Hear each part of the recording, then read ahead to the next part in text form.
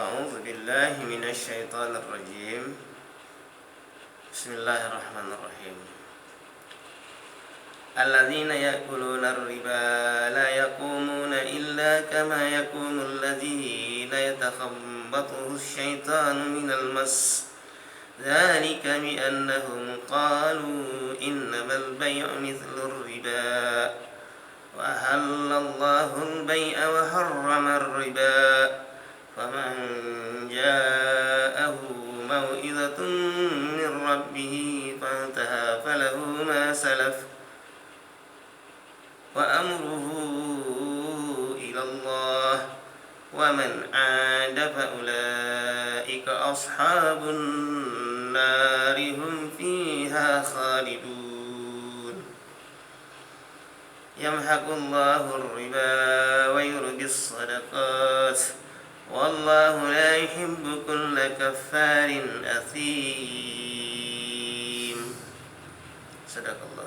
Jadi ini ayat ini tertulis di dalam surat Al-Baqarah ayat 275 276 ya. Jadi pertanyaan Anda tadi mengenai masalah apa yang sedang terjadi sekarang ya. Yang terjadi sekarang ini kan mau datangnya Raja Salman dari Saudi ya, Masya Allah ya. Kita welcome lah ya, marhaba, selamat datang ya. Cuman pertanyaan yang sampai mengenai masalah kenapa pihak kerajaan Saudi itu memfasilitasi dirinya sendiri, sampai bawa mobil sendiri ya kan, sampai pesawat sendiri ya, kendaraan transportnya apa semua. Alasannya yang kita dengar adalah mereka mau bersih, jadi membantu ya kan, membawa uang sekian ratus triliun untuk membantu Indonesia. Jadi bukan mengambil manfaat dari bantuan. Nah, kalau mengambil manfaat dari bantuan itu licik namanya. Nah, itulah yang dikatakan riba. Saya mau bantu kamu, tapi dia ngambil untung dari situ. Ya sama juga bohong. Nah, itu yang diharamkan oleh Allah. Nah, tadi kalau ditanya seperti itu saya sudah bacakan ya. Jadi orang-orang yang memakan riba, alladzina ya'kuluna riba, orang-orang yang memakan riba, la yakumuna illa kama yakumul ladzi yatakhabbathu syaitanu minal mas. Yaitu orang-orang yang mereka itu tidak akan mampu berdiri kecuali seperti kemasukan setan karena gila. Nah, itu satu hukuman ya kepada mereka itu ya. Jadi orang-orang itu adalah yang mengambil riba tidak tentram jiwanya seperti orang kemasukan setan. Ya, itu kan sama juga dia merusak tatanan sosial melalui sektor ekonomi. Nah, itu makanya Allah mengharamkan riba itu. Jadi ajaran Islam itu indah, bagus untuk menyelamatkan semuanya. Jangan dikatakan Islam itu ekstrim. Pelajarilah secara mendalam. Tanyalah ulama yang mumpuni. Ya, masih banyak ulama kita yang mumpuni, yang lulusan lulusan universitas, yang tahu kitab, yang tahu fikih. Tanya mereka, jangan kita ambil over emosional, enggak boleh. Yaitu zalika bi annahum qalu innamal bai'u mislur riba. Kenapa? Karena mereka mengatakan sama aja, yaitu jual beli sama riba itu sama, kata mereka. Dijawab sama Allah, wa ahallallahul bai'a wa harrama riba. Jelas ya. Jadi Allah menghalalkan jual beli dan mengharamkan riba. Jual beli kamu silakan muamalah. Kamu beli barang sekian, jual sekian, dapat untung sekian. Nah, itu dihalalkan. Jadi bukan melipat gandakan ya kan, melipat gandakan tanpa hak. Nah, itu namanya kan riba. Nah, kemudian faman ja'ahu mau'izatun mir rabbih fantaha falahu ma salaf. Nah, di sini jelas juga barang siapa yang mendapat peringatan dari Allah lalu ia berhenti, maka apa yang telah diperoleh dulu itu tidak mengapa menjadi miliknya. Maksudnya sebelum turun ayat ini. Ya, jadi zaman dulu itu kan boleh makan riba, itu masih begitu. Nah, begitu turun ayat ini diharamkan riba, tetapi orang yang sudah terlanjur melakukan amalan riba, sisa riba itu boleh diambil sama dia. Setelah itu tidak boleh lagi. Fa amruhu ilallah, urusannya nanti di tangan Allah. Allah yang berhak membuat hukum dan memutuskan siapa yang harus dihukum, berapa hukumannya. Dan tidak ada satupun orang yang berhak untuk mencegah hukuman Allah, walaupun dia ahli hukum, walaupun dia pengacara, walaupun dia apa yang hebat-hebat sekarang ini kan, jaksa penuntut umum, tidak berhak. Jangan-jangan jaksanya juga nanti masih dihukum sama Allah Subhanahu wa taala. Karena hukum Allah mutlak, hukum manusia relatif. Ya.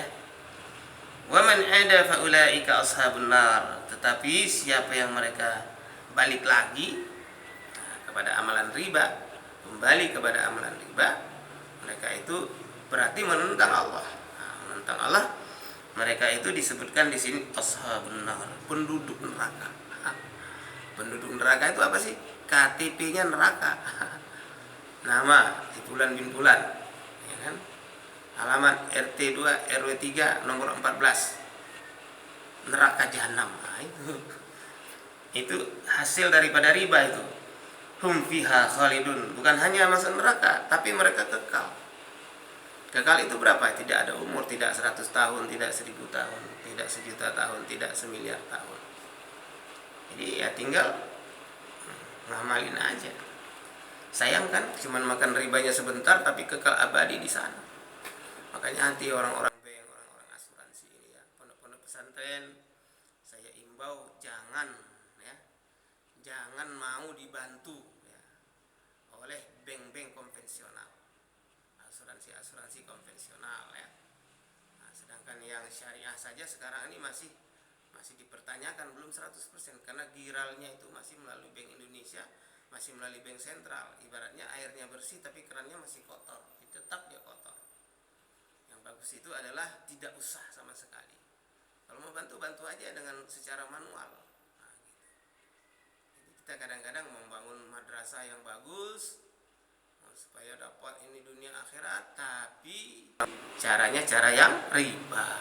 Ini kasihan saudara-saudaraku ya, mudir-mudir pesantren, ustadz-ustadz ini ya, kiai-kiai, jangan terlalu orientasi dunia. Biarlah madrasah kita ini kelihatan kampungan, nggak modern, tapi tidak makan riba.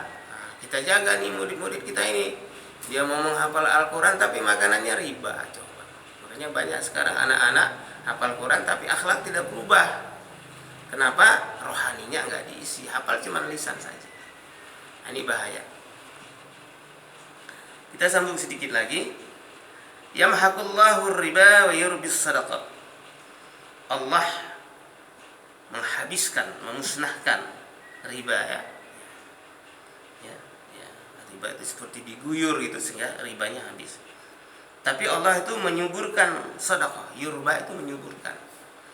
Menyuburkan artinya menyiram, memberikan pupuk, ya kan. Jangan dibalik, jangan riba yang disuburkan, tapi sedekah.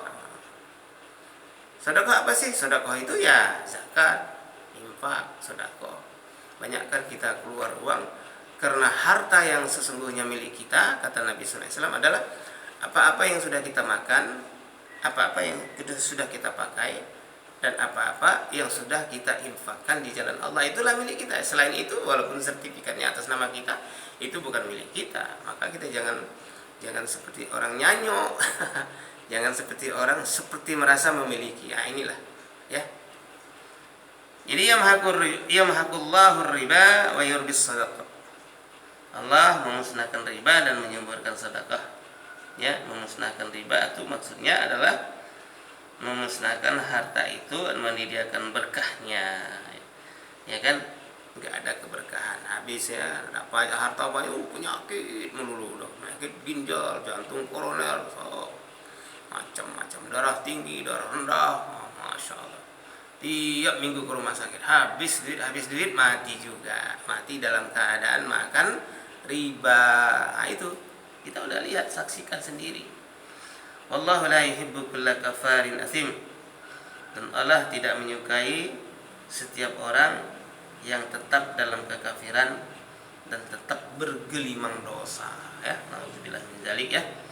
Orang tidak mau tobat ya, orang-orang yang menghalalkan riba dan tetap melakukannya, ini berbahaya seperti itu. Maka sesungguhnya innalladzina amanu wa amilus solihati wa aqamus sholata wa atuz zakata lahum ajrum inda rabbihim wa la khaufun 'alaihim wa la hum yahzanun.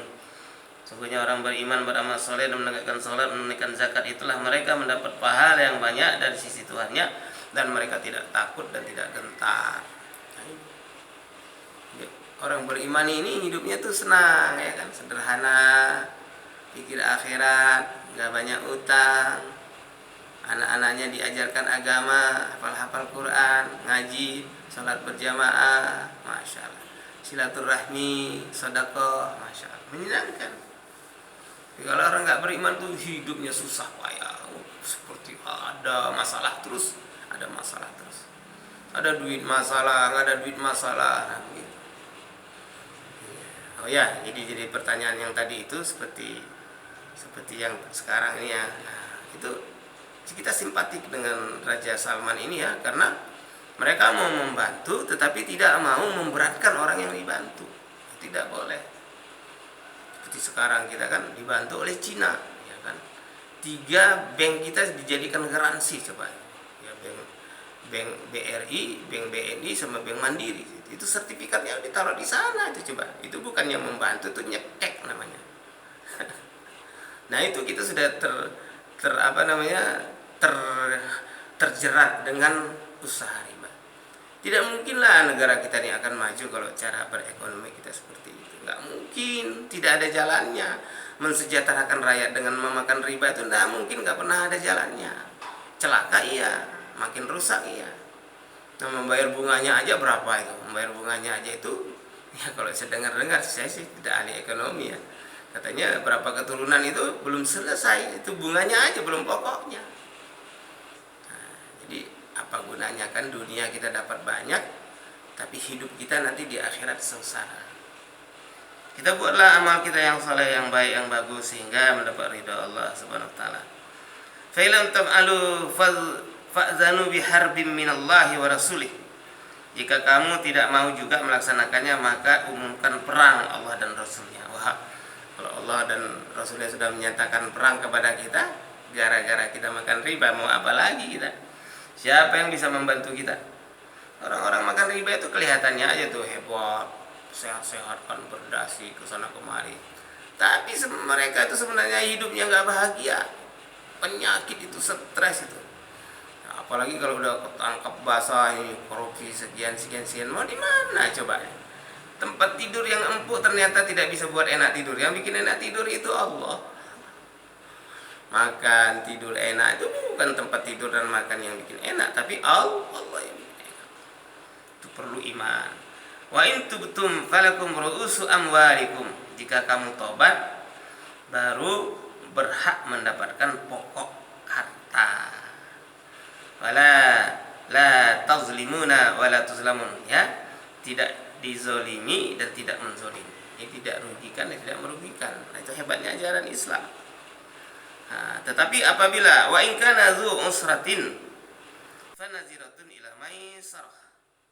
Dan jika orang yang berutang itu dalam kesulitan, maka berilah tenggang waktu sampai dia memperoleh kelapangan. Ini ajaran Islam itu indah. Jadi kita memang mau memberi orang bantuan. Ya, jadi dengan segala kelemahannya tentu. Orang minta bantuan itu kan karena nggak punya, karena lemah, karena susah, karena payah. Jangan ditekan. Kalau kita minta bantuan tapi persyaratannya melebihi kapasitas kemampuan dia, ya sama juga kita meres leher dia. Nah, itu kan yang terjadi seperti itu. Wa antasaddaqu khairul lakum in kuntum ta'lamun. Dan jika kamu menyedekahkan itu lebih baik bagimu jika kamu mengetahui. Kita sudah bantu nih. Bantu, dia nggak bisa bayar. Nah, akhirnya belakang-belakang udahlah sedekah buat kamu. Nah, itu jauh lebih baik lagi. Jadi kita tunggu saja ya waktunya ya. Mudah-mudahan Allah SWT memberikan kepada kita kekuatannya. Kita sambut kedatangan marhaban kepada Raja Saudi ya, yaitu Syekh Salman dan semua ada 1.500 orang, masya Allah ya, luar biasa itu, katanya sampai 7 hari di sini. Ya, Ya, mudah-mudahan ini kekuatan negara ini memberikan kontribusi yang banyak kepada rakyat Indonesia ya.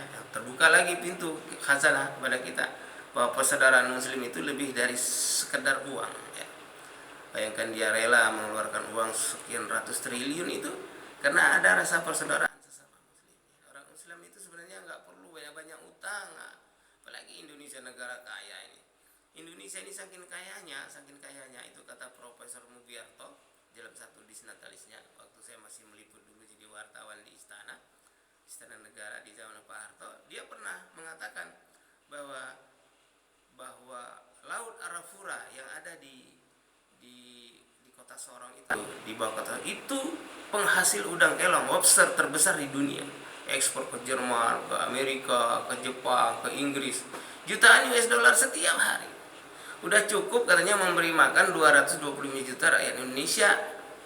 Makan, tidur, buang air, ibadah, makan, tidur, buang air, ibadah, masuk surga.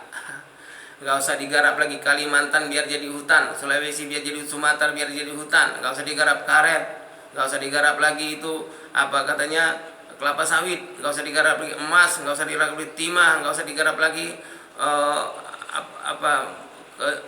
natural resources, kekayaan alam, biarkan saja. Tapi karena Indonesia ini enggak berkah katanya, maka kekayaan Indonesia ini digenggam oleh 100 orang Cina saja. Nah ini masalahnya. Nah, itu dulu Sondang P Napi Tukulu, itu wartawan senior menulis itu di majalah dia 100 ya Indonesia digenggam oleh 100 orang Cina.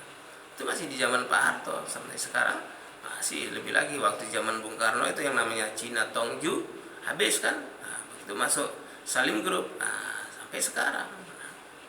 Jadi lepas dari mulut harimau masuk ke mulut buaya kita ini sekarang. Nah itulah bahayanya riba ini ya. Bahayanya riba itu sampai begitu. Sehingga tidak orang Indonesia tuh kaya-kaya tapi sekarang jadi TKW ya kan. Di Hong Kong ada 200.000 perempuan kita itu jadi babunya orang Cina di Hong Kong. Masya Allah, makan babi udah biasa. Apakah itu satu kesejahteraan? Walaupun mereka mengatakan udah di airport pahlawan pahlawan devisa, itu kan cuma kata-kata mutiara saja. Sebenarnya mereka sudah terjajah. Nah ini tidak akan bangkit kembali, tidak akan menjadi baik kembali kecuali rakyat Indonesia menyadari kembali. Nah, mayoritas orang Islam ini menyadari kembali ibadah kepada Allah, kembali ke masjid, kembali baca Quran, kembali puasa sunnah, kembali silaturahmi, kembali berbuat baik, makmurkan masjid-masjid, sedekah banyakkan, hindarkan perpecahan, hindarkan pertikaian. Cuma itu, nggak bisa yang lain. Pikir dunia ini tinggalkan aja, pikir akhirat. Nah, dunia juga pasti dapat kita. Apa sih dunia cuma makan pagi siang sore itu udah cukup. Lebih dari itu mencret kita. Nah, kebanyakan makan. Jadi itulah mudah-mudahan ya apa yang dipertanyakan ini semoga mendapat kebaikan kepada kita semua. Jazakumullah khairan katsira. Subhanallah bihamdihi, subhanakallahumma bihamdika, asyhadu an la ilaha illa anta, astaghfiruka wa atubu ilaik. Wassalamualaikum warahmatullahi wabarakatuh.